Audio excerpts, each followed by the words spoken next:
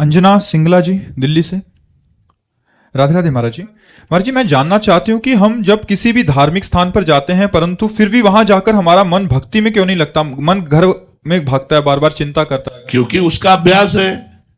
देखो, हमारा यदि सांसारिक चिंतन का अभ्यास है तो बिहारी जी के सामने बैठकर बिहारी जी की रूप माधुरी का चिंतन नहीं होगा, संसार का ही चिंतन होगा। और अगर हमारा भागवतिक चिंतन का है तो हम जहां नृत्य हो रहा है संसार में वहां बैठकर भी भागवतिक लाभ ले लेंगे। हम उसमें भी भगवत भावना करके और भागवतिक चिंतन करने लगे। हमारी श्री जी की सखिया कैसे नृत्य, ऐसे नृत्य करती है और वो भावना में डूबता चला जा रहा है। अगर हमारा भाव में मन है, एक बार की हम घटना आपको बताते हैं।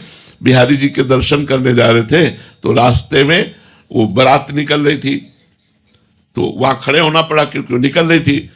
अब देखा लोग नाच रहे हैं, दूल्हा घोड़े पे सवार है, बड़ा सुंदर श्रृंगार।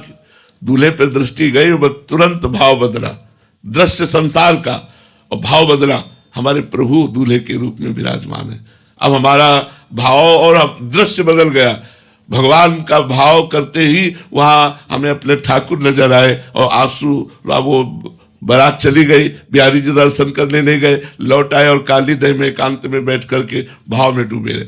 अगर हमारा मन भगवान के भजन के प्रभाव से भाव में है तो हम संसार में भी भगवान को देख लेते हैं, और अगर हमारा मन संसार में है तो भगवान में भी हम संसार देखते हैं। बिहारी जी जाओ तो आप बिहारी जी नहीं देखोगे, संसारिकता देख पाओगे। इसीलिए हम कहते हैं खूब नाम जप करो जिससे हमारा मन पवित्र हो जाए। घर को ही मंदिर मान लो, परिवार के सदस्यों को ही भगवान की पूजा मान लो और नाम जप करो और अपने कर्तव्य को करो, तो इसी से भगवत प्राप्ति हो जाएगी। कहीं भागने की जरूरत नहीं है, हमें भाव सुधारने की जरूरत है। और भाव शुद्ध तब होता है जब अनर्थ का नाश हो जाता है। काम, क्रोध, लोभ, मोह, मद, मत्सर, ये अनर्थ है और ये सब भजन से नष्ट होंगे। इसलिए हमें खूब नाम जप करना चाहिए, तभी हमारा भाव सुधरेगा। देखो, भाव की ऐसी बात होती है।